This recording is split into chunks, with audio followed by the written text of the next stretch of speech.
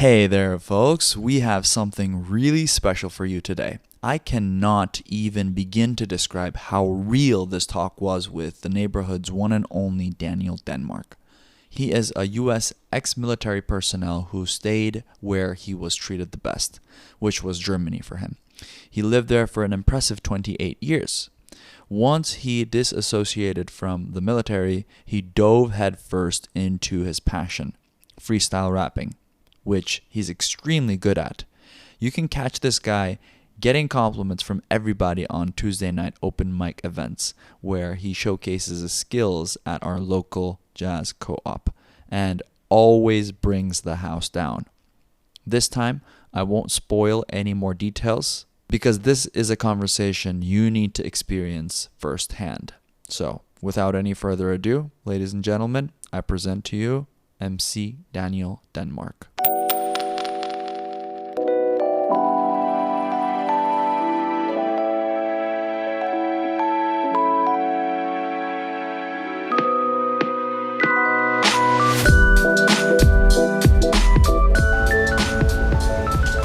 And we are rolling. Cool. Finally. Yeah, I know, right? Better late than never. Yeah. How's it going, man? Good. Good? Can't complain. Cannot complain. Life is good, especially in Chiang Mai. How could it not be good? Exactly. Yeah. This is I always say to people, if you have something, like if it's not going well for you, there must be something going on in your own psyche, Yes. you know? Yes. Because externally, there's enough reasons for you to feel good in this place. That is true. For me, it's one of the very few places, or actually the only place that I've ever lived in, where. By the way, that mic, just a little, yeah, perfect, man. Yeah, there we go.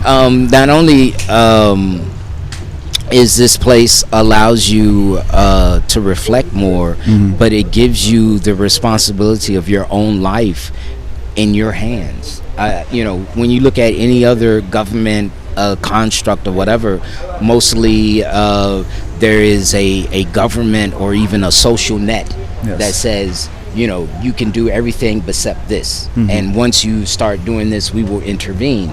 Whereas here, it's still there, but it's so lax that literally your responsibility of how you want to live your life is on you. It's on you. It's on you. Yeah, yes. which is awesome. But a lot of people can't handle that responsibility, and I feel that's when you see folks having a hard time. Yeah. I think it's living here. I was talking to another friend about how the ambiguity and the sort of am I gonna make ends meet, or like that uncertainty it requires a lot of faith. And you know how they say it's not the shit that happens to you, it's how you roll with it. Like that requires a lot of definitely. like rolling with it. Well, I think the secret is being able to take a step back and realize that you are the one that is giving the universe impulses as far as your life goes. And so if you feel that you're stagnant at any point in time, it's because you're not giving the universe anything to do. It's waiting for you to make an initiative. And and being, I guess, in a way, being pacified in some Western countries, you don't have that skill set because the state will do it for you. Everything's spoon-fed to you. You got to go to work. You got to pay taxes. These amount of taxes will be taken from you, but don't worry about this, and this. Whereas all of these aspects here in Chiang Mai, you have to be hands-on, whether it's getting insurance or maintaining your visa or finding a job or finding the best place to live. I mean, all of these things are literally on you. And for me, it's refreshing to the point where this is how it should be. That's wonderful. And I think if you're ready for it, this is a perfect place to start because before I came here, I was on the fence between going to South America and coming to Southeast Asia, and I was like, ooh, I'm just starting off traveling as an adult. You know, before those, I mean, I did travel before. I lived in New York for a bit. I lived in Europe for a bit, but like I was a student, you know, like we had the little prop, you know, like people were propping us up. But over here, it's like I'm on my own. So I truly think if you're starting out traveling, like this is a good place to start. Yes. Well, one, you know, and I'll say it time and time again, especially here in Thailand, humanity is a given and it's not a gimmick. Yeah. And you'll just find facets of human interactions that are mainstay here that, like I said, you just don't find other places. And that, along with how their economy is set up, you feel that you're living in accordance to your means, whereas in other places it doesn't matter what you have, it just does not seem enough. Yes. You know? It's wired that way. Yeah. It's wired for you to keep up with the Joneses. Whereas here, no one cares what the Joneses are doing. Exactly. And a lot of times, if you do follow any trends, it's your own delusional concept of what the Joneses should be. Yes. Oh, that's beautiful, because it's so painfully clear over here. And those are the ones that stick out. You could tell them a mile away. Yes. Because most of the people, especially the Thai people, and this is another thing that I love about Chiang Mai and Thailand altogether, is that you feel the attachment of the people to the country. Yes. You know, there's no spikes on park benches, or there's nothing that says that there's a specific time frame that you can enjoy this space. Even when you go to places like where we at right now, there's charging cables all over. There's no one, I've never seen since I've been here, if you buy one drink and you sit there for 4 hours, no one is going to come and say, well, can you vacate the space for other paying customers or whatever. For them, it's not necessarily the bottom line, not saying that that's not important, but it's more so of, are you comfortable? Exactly. Can I provide you an experience? Yes. And if I can, then feel at home. Well, that's wonderful, and I'll agree and amplify by saying people businesses have internalized the fact that their success is contingent on my customer satisfaction.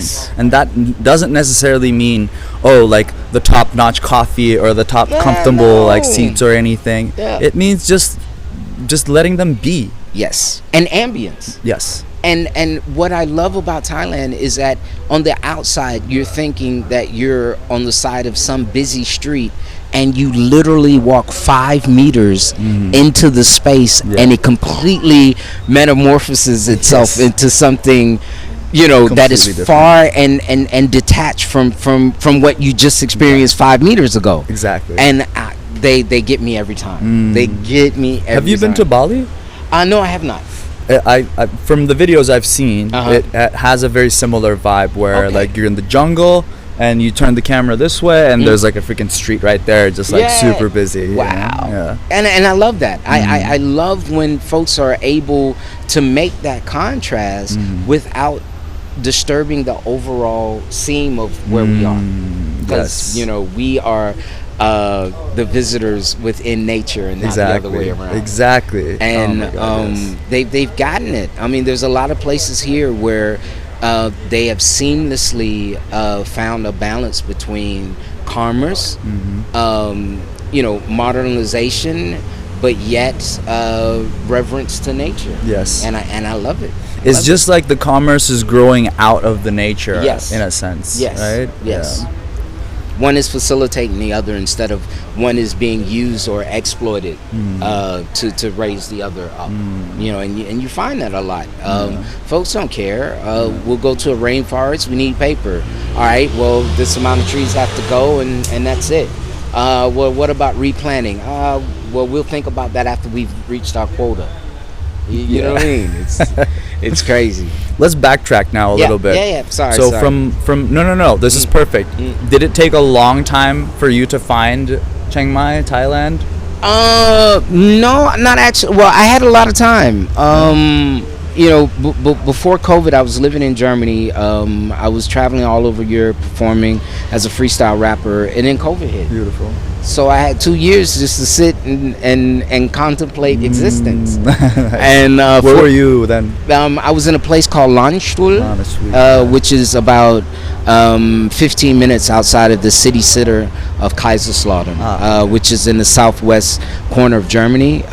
Just to give some reference points to you, geographic buffs, about 45 minutes from Strasbourg, an hour and 10 minutes from Luxembourg, and an hour and 45 minutes from Belgium. Wow, super hub place. Yeah, Wow. yeah. And I know how long you've been, but just for the audience, can you tell how long this Germany stint lasted? 28 years. Yes, that's how old I am. I moved to Germany at the tender age of 21 in 1992. Wow. And once I got to Germany, I had 2 years left in my military commitment. And 1994, I wind up doing something that was uncommon at the time, and I got out of the United States military in Germany. Whoa. So my last day in the United States military was in Germany, and That's I stayed. crazy. I didn't go back or anything. So you went to Germany for military purposes. Yes. But once you wrapped up with that, you were I was still in like, I'm Germany. staying. Wow. Yeah. No homecoming. No. The world is my home. Yes. Yes. Nice. Yes. And that was all built on a poster I'd seen while I was in the Gulf War, and it was a kitten that was wrapped around the stalk of a sunflower with one paw hanging outside of the pot, and it was knocked out. It was dead asleep. And the caption says that when the heart is content, any place is a home. Can you please say that again? When the heart is content, any place is a home. That's words to live by, man. Yeah. Seriously. Yeah. And, just to put it on a personal note, growing up in the South where racism to this day is still prominent, by the time that I had left the United States in 1991, I had not been validated.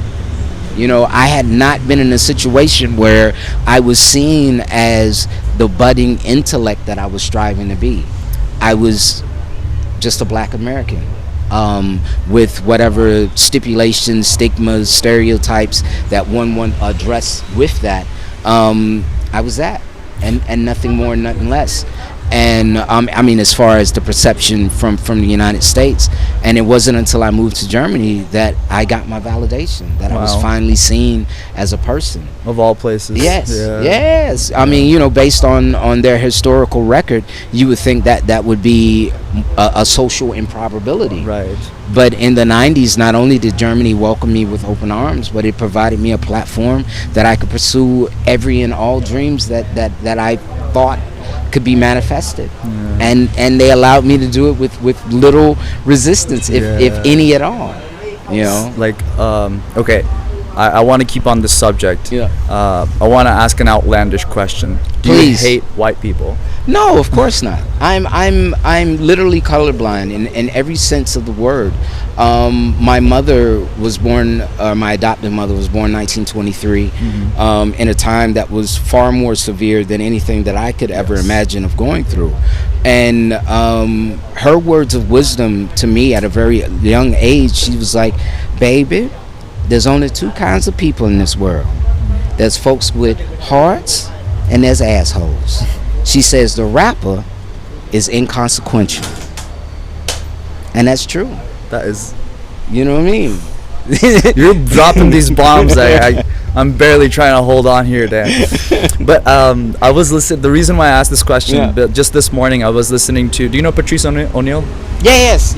Amazing guy. Rest in peace. He was. Someone asked him, like, do you hate white people? And he's like, yes, but like I'm wired to say that because like there was like a questionable amount of pain and suffering and psychological damage that we still live through.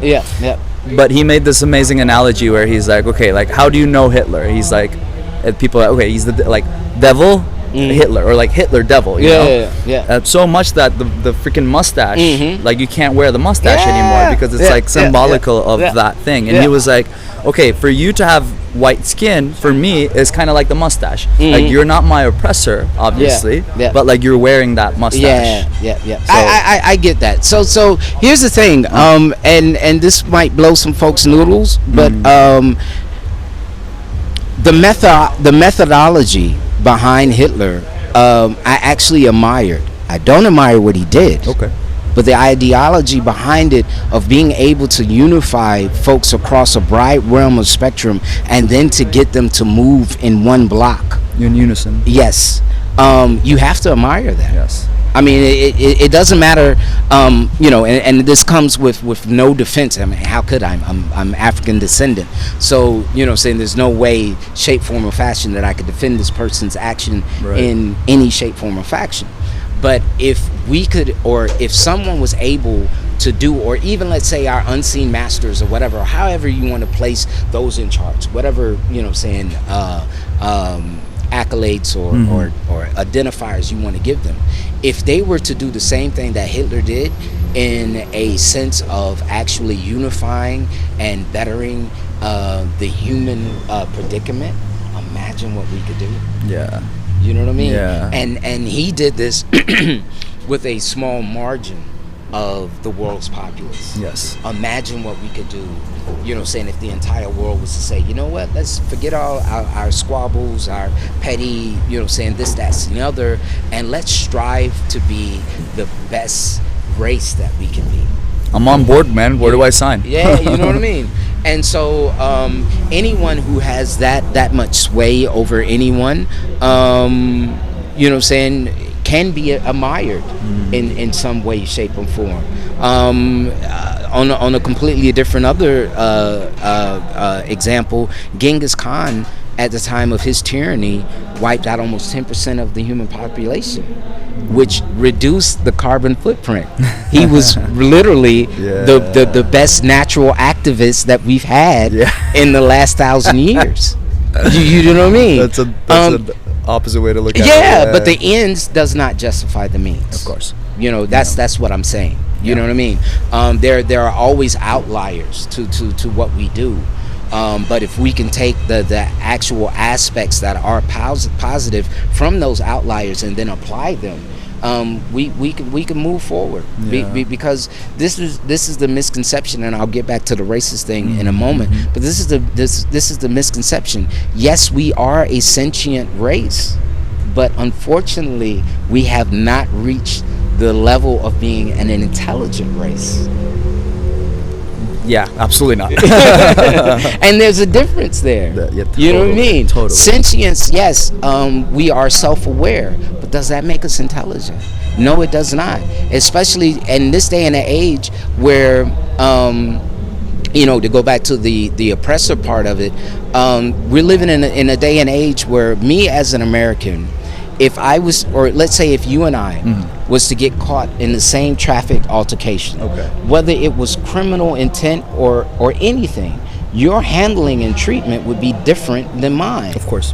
Now, add another layer of insult, if you would, if you were transgender, that's still, that line of thinking would still hold true. And now me, a person who does not have the same human rights as you have, not only do I have to recognize you as a human, but I also have to recognize your choice of being indifferent, whereas I can't even be seen as a human. Exactly. Exactly. So as a person of African descent, that's very frustrating. Does that a lot of people? Yeah. And it manifests in like so many different ways. But does that ensue hatred? No, it does not. How I deal with that frustration is I try to be the best version of human that I can, and therefore changing the paradigm of how people not only see me, but maybe how they would see other African descendants. And unfortunately, in our plight, Jewish descendants, Japanese descendants are being paid by world's governments for the atrocities that were done on them. But yet our 400 years of slavery, no one is standing up to say that we deserve any type of reparation. And now we're living in an age that now if a person is transgender, I have to give them more reverence of being transgender, whereas I don't even have the reverence of being a full-blown human. Dude, that is so profound, because like you're saying, these like relatively new ideas, or okay, maybe the atrocities you're talking about are prehistoric or like it spans across the length of time. Yeah. But the level of pain that a whole couple generations had to withstand, and still withstanding, and still withstanding, Yeah. like the aftershock of the psychological, and you also have these like assholes like your grandma referred to, who perpetuate this. Like at some point they were like, all right, goodbye, homie. You know, like they were like, okay, you're free now, and like there's nothing else. Like there's no, we're not gonna talk about and this. the sad, unfortunate part about it, we have been completely, and the world society has been brainwashed to, when you think of a black person, you think of either rapper, entertainer, less of intelligent, aggressive, stereotypical, all these stereotypical things. But then when you look at other statistics, like the general statistics of a serial killer or a mass murderer or a terrorist or whatever, and none of these things necessarily fit the paradigm of an African descendant, but yet we have been seen as everything negative. Yes. You know, for example, if you ride the subway in Germany and you don't pay, then they say it's Schwarzfahren, or that you rode black. You know, or you know, and all these other stipulations where the color has been associated with negative tendencies. And so here's the thing, how can you then blame a demographic for not improving itself when every time that it is made an attempt to improve itself? For example, in Oklahoma, there was a thriving African descended city that was out producing its white counterparts and other, you know, saying cities and boroughs are next to it. And so what happened? They formed lynch parties. They formed a militia. They had private planes that came through and bombed and really razed this city to the ground. And then afterwards still are saying that we are not viable members of society, and that we cannot produce, or that we cannot you know, be a part or help. And the sad part about that is, when you if you was to take the social paradigm that's in the United States right now, and you was to look at it, let's say from a business standpoint, and let's say whoever's running the United States was the personnel manager of a, you know, saying top tier company, with everything you know, levered towards white privilege and you know, white people getting the jobs, or European descendants having, you know, saying all of the rights, lights, and benefits of the country, you're still mismanaging your population. And not only are you mismanaging your population, but it is a deficit of human resources that could be used to make America great. You know what I mean? And by this one-sided outlook, it's a personnel mismanagement thing, and any personnel manager in any top tier country or company would be fired for that type of mismanagement. So then why, I mean, you know, whether you look at it from a human aspect, or if you look at it from an economical standpoint, or even if you look at it within the confines of a successful business structure, it is unprofitable to continue to persecute a portion of your society and then blame them for their lack of production. How is that? You know what I mean? But there's obviously the prison aspect of it. And it's free. I mean, it's not that money can't be made. What I'm saying is that there could be a redistribution of that money, so that, you know what I'm saying, you give these people, instead of a prison diploma, you give them a college degree with tangible knowledge, and not just you know, saying watered down, you know, saying resources or whatever to keep you busy and to facilitate your retention. That does not ensue intelligence, nor is it the precursor of wisdom. And this is what we have. We have a lot of college graduates who are ignorant and have no common sense. Another adage from my dear beloved angel of a mother, she said, book sense without common sense is nonsense. fuck, man. So many of these. Like, You know I what hope I I'm mean? recording all of this, by the way. Okay, good. Okay. Yeah. No, for real. Yeah. I think it's I don't know what you think, but you know that phrase, if you can't beat them, join them. Like, Yeah. that's completely bullshit. Yeah. At this point, what we need, in my opinion, is smaller communities. So if Yes. you can't beat it, fucking leave it. Exactly, and that's Leave what I it, did. And like, kudos to you. Yeah. And like, this project is I mean, it's selfishly, it's for me. When like I'm 50, I could go back to, you know, April 5th, you know, right after April May the 4th. I can be like, okay, I had this wonderful conversation with Daniel. But beyond that, I think it's if one person just looks at this and says like, oh wow, okay, like I can go to places where I'm treated better. I can go to places where I can find my community, and it doesn't need to be like my community. It could be like anyone. And I can, you know, like, I don't need a freaking college diploma. I don't need anything. You don't. You know, saying the thing is that life is a tangible experience. Yes. And if you don't have the tangible skills to manipulate your surroundings, then learning theories and probabilities doesn't help you in the tangible world. Exactly. It gives you concepts, but unless you can convert those concepts into actions, means nothing. Yes. You know, and just to step back, just for a second, if I may, of course.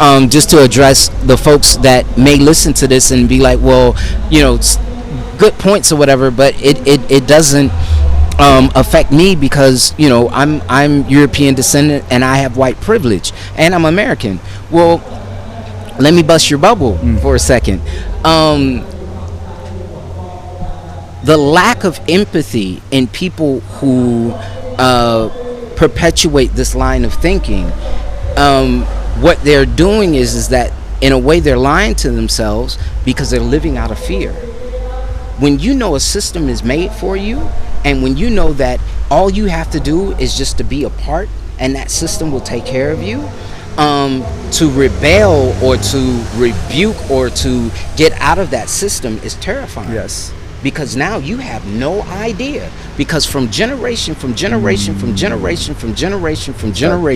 you have been taught that you can do anything that you want to do within this construct. Yeah. This is the reason why most European descendants are mass murderers, are the ones who are social rebels, because they have everything. Yeah. And when you have everything, it ensues almost a thing of boredom.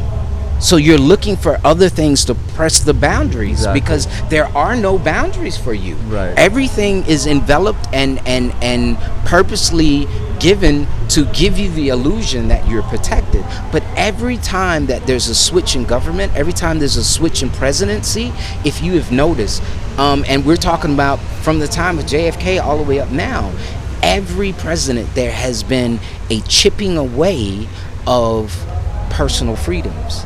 There's for been, everybody. For everybody. Yes. And the sad part about it is that I know my predicament. My predicament, I wear my predicament. Yes. I can't wash it off. I can't disguise it. I wear my predicament every day. A lot of people who are European descendants are even fooled more so than I am. Of course they are. Because they don't realize that you're in the same construct that I am in. And that the way that you're being manipulated is that the system has given me your focal point to be your distraction. I learned this so fast, Daniel. Yeah. Like, I was 7 years old when I went to the States with my parents, and I started kindergarten there. Yeah. And the first week, I had some trouble with some kids. I mean, the easiest part about America and like integrating there is that everyone's an immigrant. You know, like everyone's from everywhere. And here's the thing: well, y'all need to go back home. What? You know, or anytime that I hear some of these right-wing extremists saying, "Well, why don't y'all go back to Africa?" Yeah. Why don't you go back to Europe? Exactly. Why don't you go back to you know, nothing against the UK because I lived there for 2 years, but go back to eating unsalted potatoes and pork, you know, saying patties. Go, you know what I mean? Go, Come on. Yeah. How can you say go back to where, and you came here as That's well? one of the dumbest fucking arguments that I've ever heard. And not only that, but then you say, well, Christopher Columbus was the one to discover. BS. Look here, the Vikings beat y'all out, and then the Africans beat them out. Exactly. So, and I realized like white isn't white because I had some trouble with Malik. Actually turned out to be really, really cool friend. Yeah. This black kid who sat behind me, who was just bullying, but just like, you know, his way of welcoming or something. As a kid, I didn't realize that. Yeah. There's in our culture. There's some of us. I have some friends who I very seldom get a good word for them, and when I do get a good word for them, I'm worried that something's wrong with them. Yeah, it's terms of endearment. Yeah. You know what I mean? Yeah. But no, go ahead. I'm sorry. Then like it got to a point where I was like, okay, I can't stand this anymore. I saw him one day. His hand was like at the door. I slammed the freaking door shut, and his pinky like almost like fell out. Wow. And later that day, we handled it like men, you know, like I went out of school, his brothers was waiting for me, they gave me a fucking ass whooping. That was the first serious ass whooping I've ever had in my life. And, you know, after that, everything was okay, like, because I was accepted. They were like, okay, where are you from? I'm like, Middle East. Oh, you're one of them sand dudes, you know. But we don't say that, you know, and this is you know, because a lot of people will say quick, well, black people are racist, this, that, and the other. When we say stuff like that, it's out of curiosity. It's not out of malice or I hate you. You one of them sand dudes. Hey, so how is it there? I mean, that's usually the follow up. It's not you one of them sand dudes. I got to keep my eye on you. Exactly. No. It was So look at the next following month. I had a similar kind of trouble with Mike, like a white kid. And like like I'm in this like new realm. I need to fend for myself. I need to fight back. So like if someone pushed me, I'm gonna push them back. Of course. I'm gonna hit them. But I quickly realized that you don't hit the white kids, because I got in serious trouble. I got in serious trouble. And that was just like a bonding moment with these guys. They were like, see, dude, you know, like we handle it like homies. But like, see what the fuck happens to you when you touch these kids? And I was like, okay, white isn't white. Like just because I have the skin doesn't mean that. And see, that was the whole thing. What that was that lets you know just how far the doctrinating system permeates. And they have no idea, man. All these white people, they have no idea how much they're oppressed. You see what I mean? And it starts from there, because now Mike thinks I'm protected, invincible, and I can do whatever I want to, and not only don't have to worry about the individual consequences. Yes. But there is somebody here that will see to it that there are, or that the consequences are mitigated. You know what I mean? So then that dude grows up and said, well then fuck, I can shoot people. I can kill people. I can show up to the school with a fucking semi-automatic. Yes. Because it is proven now that the system will mitigate my atrocity. And they will say I'm trouble. They will put me in a crazy asylum before they would do whatever. And here I am, I could be unarmed in a traffic situation, have not broken any laws, and they'll fire hundreds upon hundreds of rounds into my vehicle without asking anything. Exactly. You see what I mean? So I know my plight, but Mike doesn't know his plight, and he thinks he's protected. He thinks that, oh, this is everything that it is supposed to be, but no, it's not. Because what is happening is you are locked into a construct that you don't even know, not even where the key is, where the door is, or how finite this prism actually is. Can you please hold the microphone closer, because people need to hear this. People need to fucking hear this. Oh my god. You know what I mean? You're speaking to my soul, man. And it's crazy. It's crazy. And they will swear before Jesus and swear before their college diploma that through their intelligence I'm wrong. I have no clue of what I'm talking about. You're the outcast crazy person. Yes. And like that's why I'm saying it's like these places, I didn't leave Turkey to travel. Like, Yeah. I left to find another home where I was Yeah. treated better. Yes. I wanted to do the same project with the same enthusiasm, with the same drive, but it just didn't feel like the place for it, you know? Yeah. Like, there wasn't an ear for it. No, and you know, unfortunately, what our problem is that when we're so caught up in our own individual forests, one, it's very hard to see the trees.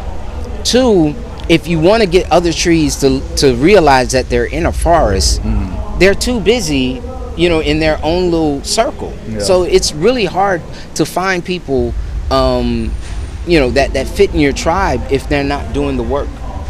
You know, Exactly. and the thing is it's much easier to go with the status quo than it is to do the work, because doing the work means that you have to confront yourself.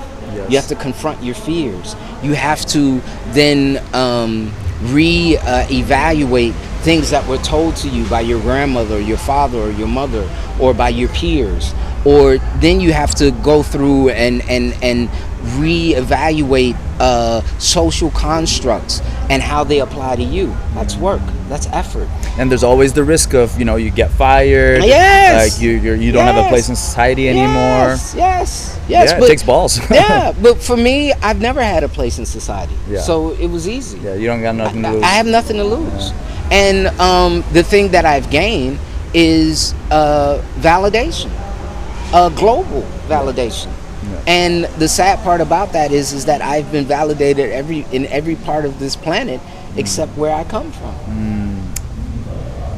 That hits hard, man. It really You know what I mean? does. And it is because of that past validation that we're having this conversation now. Exactly. You know what I mean? Exactly. If the work hadn't been done, we never would have met. Yes. See what I mean? Yes. And yes. that's the crazy part about it. Yeah. You know, and so then why go back to a gilded cage? Where Why- people don't even know how big the prism is, like No. where the lock, the door. Yes. That's a great analogy. Yes, by the way. and then I'm supposed to sit across someone in the United States who you know has completely bought into this whole social construct and is so delusional. How am I supposed to even have a conversation with him? Yeah. How's that interaction even supposed to be like? Yeah. You know, because that person is only seeing me, forgive my pun, he's only seeing me as a nigger. Exactly. He's not seeing me as anything else. Exactly. You know, and I can't talk to him because he's so caught up in his fear of losing his privilege, he don't want to hear me. And that's a fake it's like a Yeah. illusionary Yes, privilege. it's delusionary. Yes. There is no privilege. It's No. like these people think No. like you said, like all Yeah. these people think that the system is like in favor of them. Yeah. But it's really not. It's genuinely not. No, it's not. No, it's not. Yeah. Because you're disposable. Like for the people running this shit, Yeah. like we're You're all disposable. You're disposable. Look here, if they're burying billionaires at the bottom of the sea and killing them on helicopters while they're trying to come visit the Super Bowl, we're talking about billionaires. You know what I mean? If they're offing them like they did Michael Jackson and okay, we won't get into conspiracy. We'll leave that alone. But anywho, Yeah. if they're dropping people like this, or like John F. K. or Abraham Lincoln, or anyone who's stood up against the status quo, and both of those, by the way, got shot not because of their involvement with the civil rights movement of slavery. That's the biggest illusion Yes. there is. It was because they were fighting against the central governments, and they wanted to free the United States from its colonial contract with Great Britain. That's why they got killed. And so if the status quo is doing that to prominent people far above my station, then that lets you know your life means fuck all. Exactly. And because my life means something to me, I won't put myself in a position where someone else can take it just because. And that's the reason why I'm not in the United States. With my ex-wife, we were in the States 2020 during COVID, and we drove from Jacksonville, Florida to Miami to visit her daughter. She's originally from Oklahoma. And when we got to the border of Florida to Alabama, my wife is Caucasian, or my ex-wife was Caucasian. She pulled over and she was like, "Baby, get in the back seat. I'll drive us the rest of the way." And she was fearful of what could have happened to me as a United States citizen driving a car that is registered in our names, going on U.S. streets, heading just, you know what I mean? But thank you for giving it perspective, because like if these prominent people are getting the treatment that they did, like it's justified the way she feels. So and I'm supposed to be proud of that. I'm supposed to raise the American flag and say I'm proud to be American. Basically what I'm saying is that I'm proud to let you take my life at any given point in time just because of your perception of my existence. Exactly. And that's crazy, bro. It's nuts, man. That's crazy. It's fucking nuts. Not because of my existence or what I've done, but because of your perception of my existence. Yeah. It's the brainwashing and the it goes so deep, man. It goes extremely deep. And so unless a person has developed true empathy, it is hard for you to see my disassociated trauma. I am one of the, if not only, the only demographic on this planet who was forcibly detached from every part of my traditionalism. The folks in the United States who are of European descendants, they still have their traditionalism intact. A lot of them are still using the recipes from their grandmother when she was still living in Ireland, or when she just came from, Sicily or wherever. I have none of that. So I have I have generational trauma.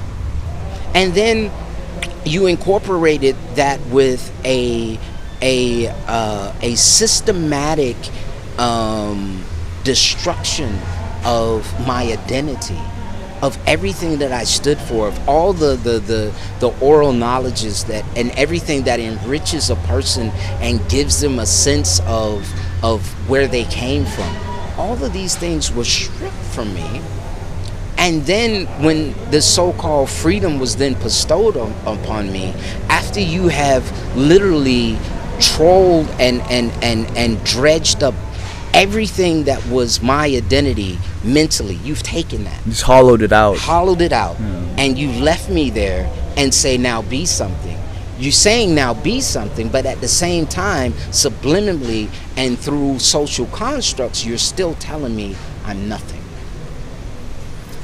If this isn't the biggest, I mean, like, it still goes on, like the shit's going on in Palestine, like it never ended. And I'm not saying that to say that we have the monopoly on suffering. Of course not. But this is an outcrop of other stigmas, of other cancers. Yes. That nobody cares about. Here you are, and I have Jewish friends. Some of them very near and dear to me. Yes. But on the flip side of that, here you have a people that were persecuted in World War II, who have now turned around and become the persecutors, and they've gotten the world on their side. And we all know it's because of the ties. This is all generated and based out of the church, of course. And religion is the biggest commerce on the planet, because it's been propagating fear for the last 5,000 years. Exactly. And people say, well, the Roman Empire ended centuries ago. Of course not. No, bullshit. Churches is the continuation of it just changed names. I mean, same way when I went to Laos, I just met this guy who was working for the UN, and I got him to admit it. I was like, isn't the UN and the development that you do just another word for colonialism? Of course. And he's like, of course. That's what it is. That's all it is. Yeah. That's all it is. And and the sad part about it is that people are so removed from this truth, and that they think that these are not parts of the actual cogs that make up the construct. And that's when it becomes scary delusional. Because if you're not believing that, then they have you. Yes. And you are the malleable instrument that they've been looking for. Because they can tell you the sky's red. And you'll eat that shit up, yes, like eggs and steak. Yes. And it's sad because, you know, I still feel that if we would change our focus from capitalistic undertones to undertones of the core basis of what makes us human, compassion, empathy, being able to project one's meanings and values into other and be able to see from someone else's eyes, we wouldn't have global warming. We would not have these conflicts that we have with nature. Yes. Until we get rid of until we get to the point where we no longer associate greed with happiness, we cannot, we can't go on or we can't develop as a species. It's cancer, man. Like you just said, like doing shit for profit is just cancer. Yeah. Like back we were just talking about how we can record here. Yeah. We can do anything we want. There's charging stations. I love this cafe particularly, Cool Moon Cafe. Yeah. It's right across. Like I'll just do it a plug. Like they're not paying me. Yeah, but like you might as well because the ambience is off the chain. It's crazy. Every time I sit here, I do editing work and whatnot, and I stay here way past their closing time, and they're just like, just turn off the lights when you're out. Yeah. And this is what we want. This is what we need. Yes. Because if everything is for profit, I mean, profit for profit's sake is just cancer. That's what we call in our body. Yeah. It's uncontrollable, like mutation that eats up everything without giving anything back. Yes. That's cancer. And it will do that until everything, you know, but you know, in the flip Samsung option. Yeah. You know what's crazy though? The flip side of that, cancer is the body's evolution to break out of its own cycle.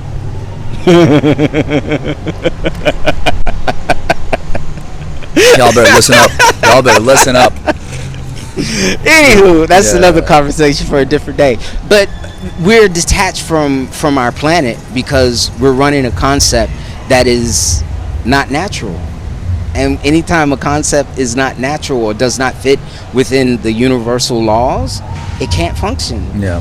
And this whole capitalism, this whole I have to pay on a planet that I was born on. Why are we paying for anything? Why do I have to pay rent when I was born here and I can't leave here? It's not like, you know, this is you not don't let me go. You know what I mean? This is not like this is a planetal Airbnb. Yeah. You know what I mean? This you can't find this on you know, trip whatever, you know. This is your home. Yes. This is it. Yeah. I mean, as far as our science goes right now, because everything's expanding close to or at the speed of light, even if we had an engine that could propel us at the speed of light, we still couldn't get to another planet. Exactly. You know what I mean? Well, even if we did get to another planet, I was listening to this, like, I don't remember where, but like we're bound to the planet because let's say we start living on Mars or let's say we start living on the moon. We still need to bring some soil, some trees. Like so we need to create an Earth-like environment to so you cannot leave this place. No, you can't. No, you can't. And hold on, and you know when you look at it, so what? The Earth is spinning somewhat like at 12,000 miles a second or an hour or something like that, and it's traveling around the sun at 36,000 miles an hour a second. Don't quote me on this. It's been a while since I've been to college. Please forgive me, all you nerds out there. But anyway, the point what I want to make is that our molecules and our atoms are spinning and rotating at the same speed. So we're molecularly bonded, you know, saying to the surface. Of course, entangled. Gravity helps that a lot as well. But the concept would be is you was to take a spinning top and you would spin it, and then you would take a piece of sand, you know, and put it on the top. That sand, as soon as it hits the spinning top, because it's not molecularly bounded to the spinning top, what's going to happen? The centrifugal forces and everything else, it's going to shoot it off. You know what I mean? So with those laws in place, and knowing that gravity and everything else, even the fluid inside of my inner ear, you know, is vibrating at the same speed as the earth is going around the sun, why am I paying rent to be here when everything in my essence, in my being, is connected to this place? Who am I paying this money to? Generational wealth people who've been at it for such a long time. Because that's when I was like, okay, it recently just dawned on me, where I was like, okay, like, how can I even keep up with, like, if I choose to play the game of like wealth, let's say I want to like make money, and there are millions of people getting super creative with the AI, with like different business strategies. I'm one of them. I'm in the midst of right now writing my own trading bot with Chat GPT right now. We can get into that too. Okay, dude, bro. But like, okay, just a quick segue, folks, before we go back into the rabbit hole. And I have no and I'm doing it in MQL4. I have no idea how to code whatsoever, but I'm very logical, and so I'm asking the right questions, logical questions, and chat AI has, you know, came up with 400 lines of code, and it worked. You know, I did the back testing, and I actually got a profitable, you know, from 6 months, it was about 150% profit gain. So I'm like, okay, we're gonna tweak this. You know, that's what I'm saying. Like, people get like there's millions of people just like yourself who are leveraging all these like tools at our disposal. But if you really want to challenge the status quo, which is like the generational wealth people, like, you can't. It's impossible. There are monitors, there are gatekeepers. Once you pass a certain threshold, and this is where the threshold starts, and a lot of people don't even know this, that any transaction over $9,999 US or its equivalent flagged. And as soon as that transaction is processed, Interpol gets involved if it's an international transfer. So that's your first gatekeeper. Once you get to a millionaire, there's a special committee that will then send you out a specific questionnaire to ask you specific things. Once you get to a billionaire status, there's an actual handlers that come by to make sure that your trajectory is in line with the status quo. And even as a billionaire, if you're not, or if you're challenging them, they will either take your money or make you disappear. I mean, I'm so fascinated with Escobar and the way he, if we have enough Escobars in the world, I think that would be the only way we could possibly. Well, that and another way is literally doing what we're doing. You know, saying in this construct, what you know is what you know. Each one teach one, and if you're consciously moving about your business, then spread that. Yes.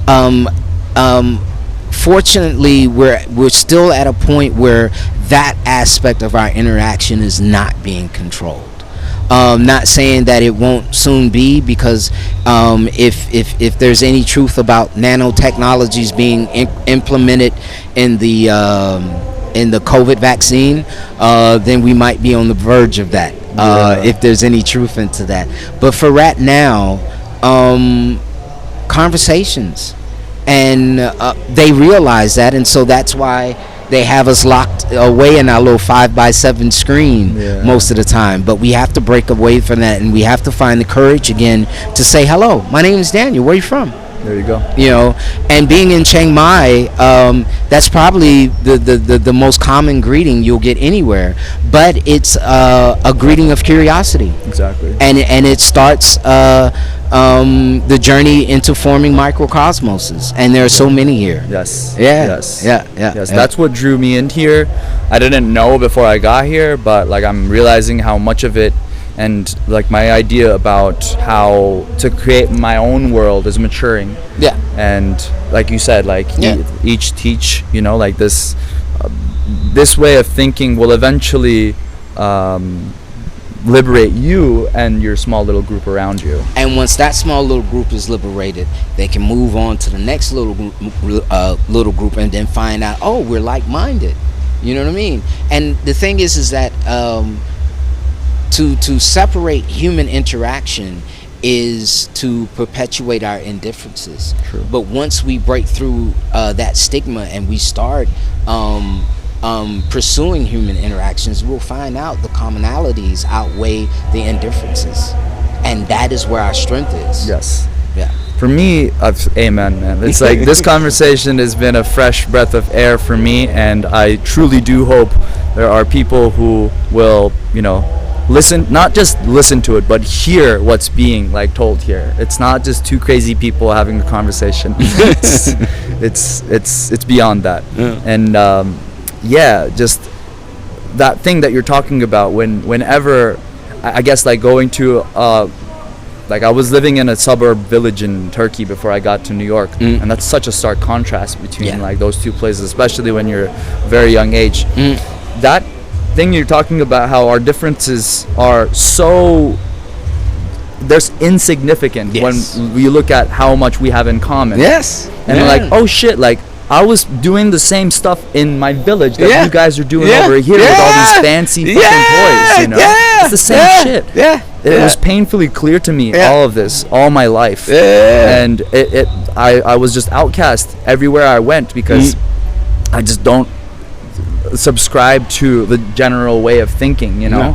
When I came to America, it was relatively easier because it's more like a melting pot, and there's still people, especially in New York, who like still have a fucking head above their shoulders, you know?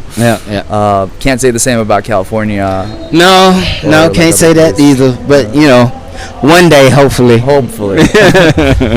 And coming back to Turkey was also a very, very, like I couldn't really integrate back in there. And it's hard again once you get out of your individual forest and see the trees for what they really are.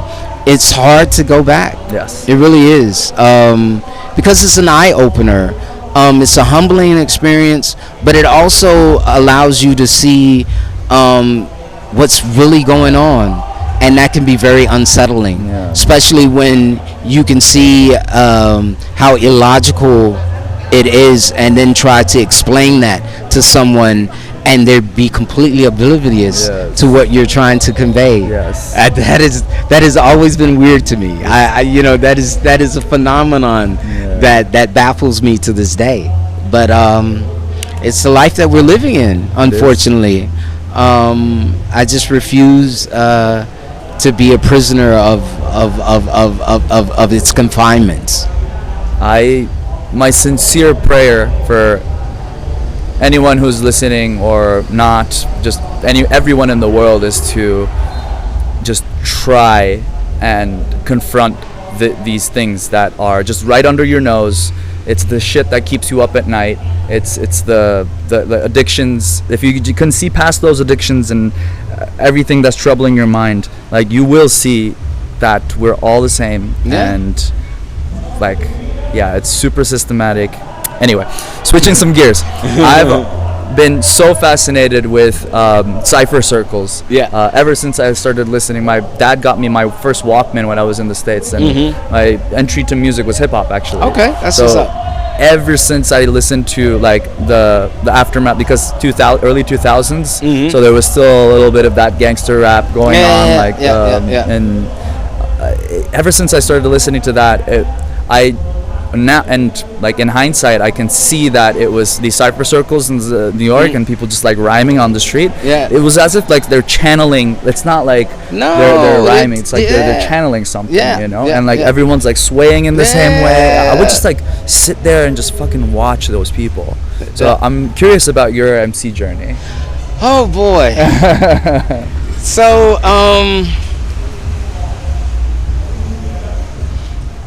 how can I put this? My MC journey, I would say, didn't start until 1985. Okay. I was 14 at the time. We had moved from downtown Jacksonville, which was at the time a historical part of the city, and most of the houses that were there then are no longer there, but these were hospitals, these were hotels from the World War II era, and they had became boarding houses. And so for the most of my childhood, it was me and my mother, and we would live in these boarding houses, and she would always rent 2 rooms, one for herself, one for herself, and one for me. And then it was around the time when I was about 12, 13, we decided to move to the projects, if you will. Mm-hmm. And that was my first interaction around children my age. Because in the boarding houses, a lot of times I was the only child in the house. Right. You know, this were working class, young adults, older people, some retired or whatever, and this was. Do you have any brothers and sisters, by the way? So in some of the houses where we stayed at, it would be like 35 people in the house. And I was the only child. Wow. Okay. You know, I would have my own room, you know, right next to my mother, or in some of them, you know, it was an ensuite, so Right. I would be in one half, she would be in the other. And yeah, that was my early childhood. And in that type of neighborhood, children were few and far between. There just wasn't any, you know, saying, you know, stable households like that or whatever. So I got influenced, I would say, by a much older generation at a very young age. I mean, I remember when I was like 6 and 7, being out on the porch and listening to people who were born in the 20s and 30s and 40s speak. You know, and just those stories alone not only broadened my horizons, but also gave me a perspective that was far beyond my years. So early. Yeah. So when the hip hop thing came around in 85, or when I moved to the project in 85, and got around other kids, that's when the whole bug that was coming from New York, you know, hit Jacksonville. And then everybody was just trying to emulate the things that they heard. Yeah. You know, one of my first you know, rhymes that I memorized was LL's Cool J, I'm Bad. You know, and I still know it to today. No rapper can rap quite like I can. I take a muscle-bound man and put his face in the sand. I'm the last mafioso, I'm an MC cop. I make it say, yo, LL, and do the wop. Anyway, so, you know, and for me, it was the wordplay. It was the way that then folks like Eric B and Rakim, KRS-One, K Solo, Scott LaRock, De La Soul, Dana Dane, Slick Rick, the way they were able, Ron DMC, the way that they were able to manipulate words to not only paint pictures, but to make sense and to make a story was fascinating to me. And so I was always short. I mean, when I graduated high school, I was 4'11". I mean, I was always stocky of build, but I got bullied a lot, you know. And so I learned at a very early age, my words were more powerful than my fist, even though my fist wasn't that bad. I could swing. You know what I mean? Because you have to. Yeah, you know what I mean? Yeah, of course. And it fascinated me how words not only could diffuse a mood, if you will, but also you can disarm people. Yes. And for me, it was finding a power that I did not know that I was in possession of. Yeah. And again, associating these with all these traumas that I spoke about before. Then I had no inclination that I was suffering from these things, but and there was an outlet. It was an outlet, and it was a way for me to channel whatever imbalances that I had in my psyche to a way that was positive. And so over the summer of 1985, I bought a thesaurus, And by the end of that summer, I could flip to any page in that thesaurus, and I could give you a freestyle using every word on that page. And I did that because during that time, a lot of MCs would go from projects to battle to see who would be the best. And so anytime that anybody would come to Ramona Park Apartments, they would run and get me. And they'd be like, Mama Pearl, can Daniel D come outside? There's somebody that want to battle him. And the first time my mother heard these words like that, she was like, ain't nobody gonna battle my baby. I go get my gun. You gonna talk about battling? Who gonna battle? Where they at? And no, ma, it's not like that. And I was like, no, mama. I was like, it's a rap battle. And she was like, a rap battle? What's that? what y'all gonna do? What's a rap battle? I mean, it was, you see, she was born 1923. There's no way that she had a conception of a rap battle. And I was like, it's when you use poetry and whoever got the best poetry win. And she was like, that sounds like some nonsense, but go ahead and just be back here before the street lights come on. And at the time I only had maybe 4 or 5 rhymes. And so you still be serving people. Yeah. but the thing is that if I ran out of those 4 or 5 rhymes and the battle was still going, I'd lost.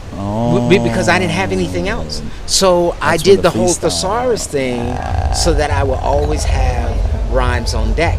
Nice. So I would start off, of course, with the stuff that I was written, and then if I ran out of stuff or if the dude still made it through, then I could just go off in the freestyle. And a lot of times, or the more times that I would use it, the better it got. Of course. And it helped me in other aspects of my life. It made me a better communicator. It made me a better writer. Whether it was resumes, whether it was journals, whether it was simple directions. This is underrated as hell. I just want to squeeze this in. Writing is, or just speaking, is the basis of all media. Yes. And people don't get it. Yes. And to be prolific in speech is commendable in itself. And I don't take that time for granted. Actually, it's probably the best conscious decision I ever made was to buy myself a thesaurus. Yes. And so that's how it started out for me. And what has always captivated and still captivates me today with MCing and music is that I consider myself in my own humble way a wordsmith. It's just, I don't know, it's been transcending in a lot of aspects.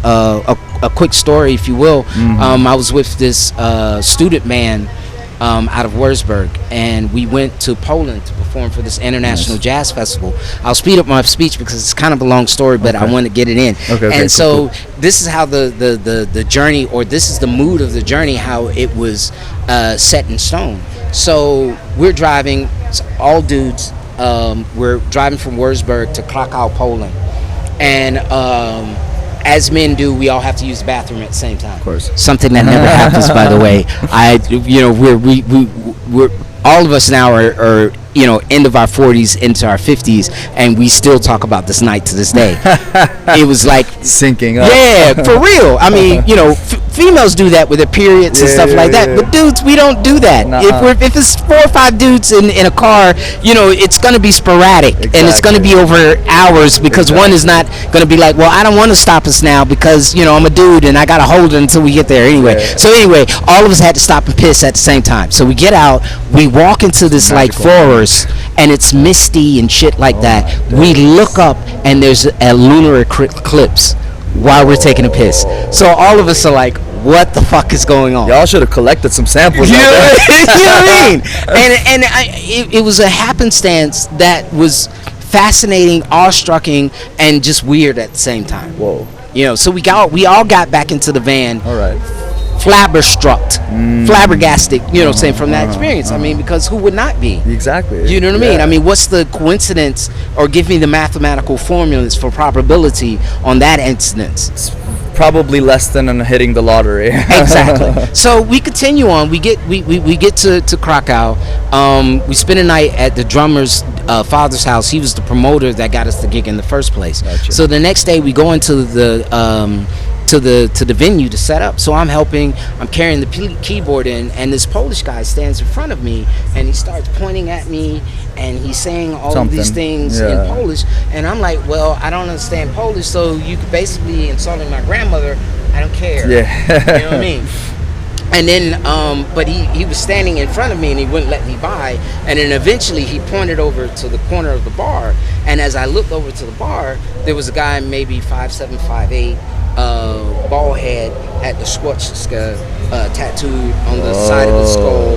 And he was sitting there with this sadistical grin, flipping a butterfly knife. Oh, shit. And so, me being the only African descendant, everybody in my band was German besides the Polish drummer.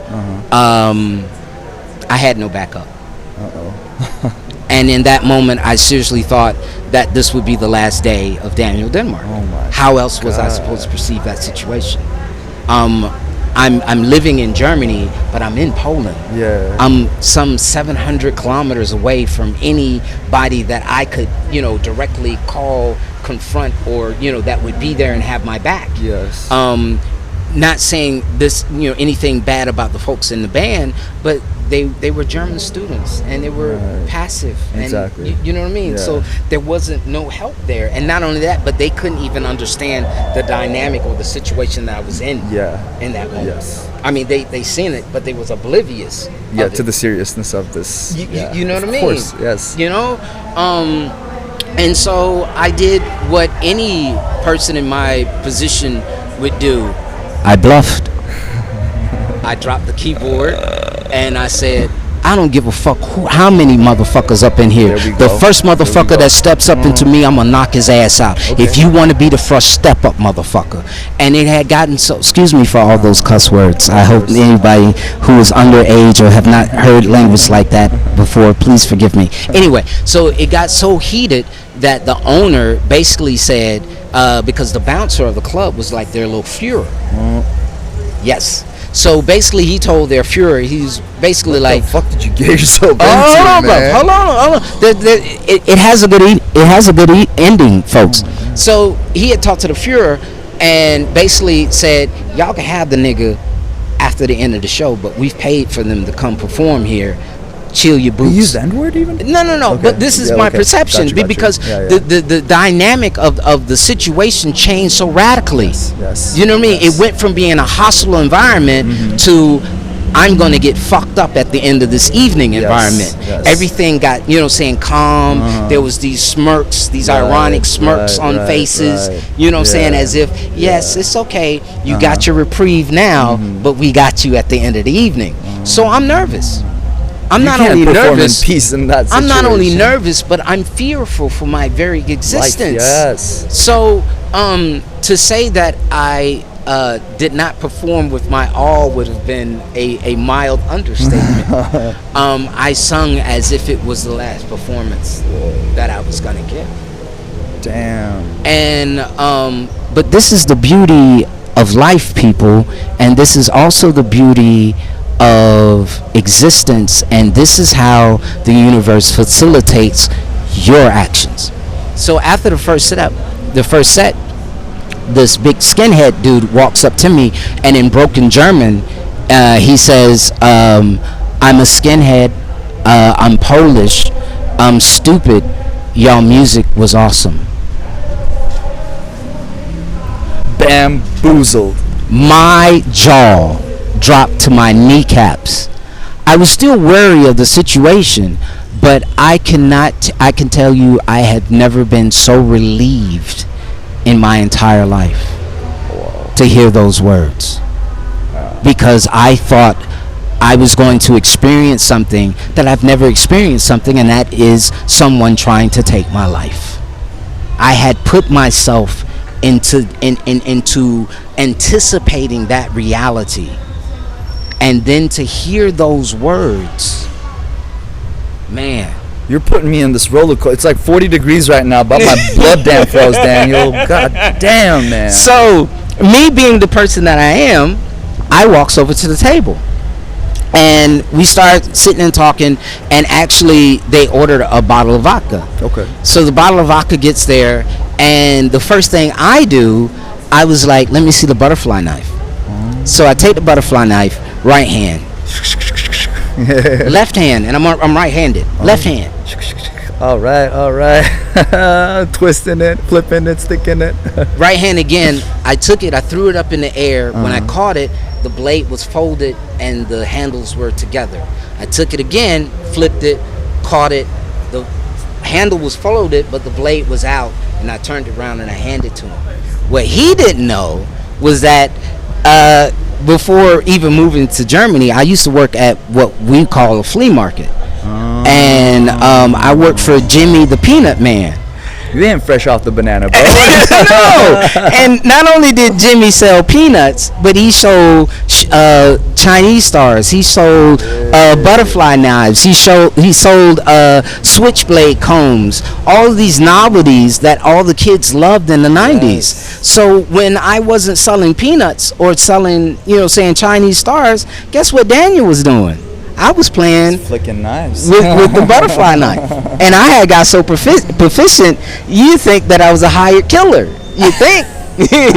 But it's the perception. Yes, we were talking about this the whole time. Yes. Yeah. Now this is how far the dynamic changed. The owner comes over and has the Führer translate to me in German and says, "Could I stop teaching this guy stuff?" Whoa. Because he is dangerous. Oh. But when this dude was about to skewer me, it was okay.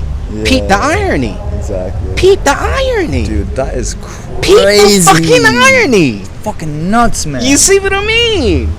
And I'm dealing in all of these facets of reality at the same time. Oh, how the tables turn. Yes. And so And this happened in 96. This happened in 1996. I was 25 years old. So I was still young as far as life and everything else.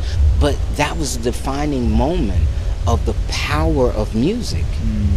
And not only that, but it galvanized in my psyche and my being and everything that is important, or the defining aspects of who I am. That day told me that you are so special that the universe, in all of its things that it could be doing at those very moments, saw fit to not only get you out of the situation, but also give you an opportunity to present your truth to your enemy. Because we conspires sat there. To just but just the realization that me, one out of 6.8 billion people at the time, that the universe saw me important enough to save my life. That was validation on a level that is beyond words. It was beyond any human validation that I could ever seek or look after. The universe saw me that special. You know what I mean? And we sat and we talked, and at the end of the conversation, I had the opportunity to sleep with his sister if I wanted to. But that was a little bit too close to the devil's den, because I was like, if I'd have pushing the limits of this, I'm like, if I'd have wake up and then they realized that this was only a vodka fueled reprieve that they gave me, I wouldn't want to be in that, because I'd have been in my most vulnerable. I'd have been naked in somebody's bed, and they'd have came up in there and we're not having that. So I turned that down, although parts of me wanted to have that experience. I mean, that would have been a bucket list. I had screwed a skinhead. You know what I mean? I mean, how could that not be a bucket list entry? But now I passed up on that one. But at the end of the day, he says, we will no longer prosecute blacks. We can't say the same about Jews. But as long as you are here, I'll make sure that no harm becomes of you. That's powerful, man. You know, and we're talking about a skinhead. We're talking about a dude who had, the sports, carved in his skull, and SKINHEAD on each knuckle. I mean, dude Damn, was. how deep does it, like... You know what I mean? He was in it to win it. You were looking in the face of death. Yes. And the universe conspired to flip it in your favor. Yes. That's the power of music, people. That is the power of music, and it is also when you have a conviction that is so strong that with no intent of harming. I just wanted to perform. That's it. That's it. I didn't want to be, saying the reason why somebody can't get a job, or the reason why you feel that, saying you're inadequate in your social construct. That wasn't my intention. I just wanted to do that which I feel was my calling. Yeah. And because of my conviction within that calling, I was protected in a way that most people can't say that they were. And how many times that we've known through other stories that the outcome was not that favorable. So not only do I see myself fortunate in that situation, but that was for me to let me know that this path that I'm on is the right one, even if it's only for myself. And so those were, or still are, the cornerstones to me, and the way that I look at my talent, and the way that I try to present it. And that core lesson is still with me to this day, and it's also the basis of how I try to interact with people, because you never know. Yes. You never freaking know. And unless this happened to me, I never would have even considered that type of dynamic even possible.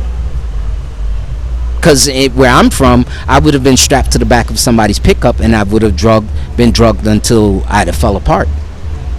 That's remarkable, man. Yeah.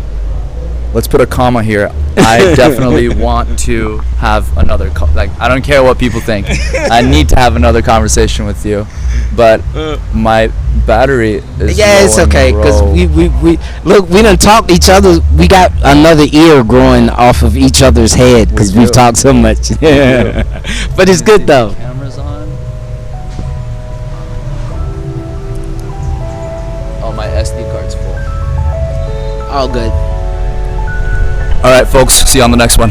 Yeah, peace.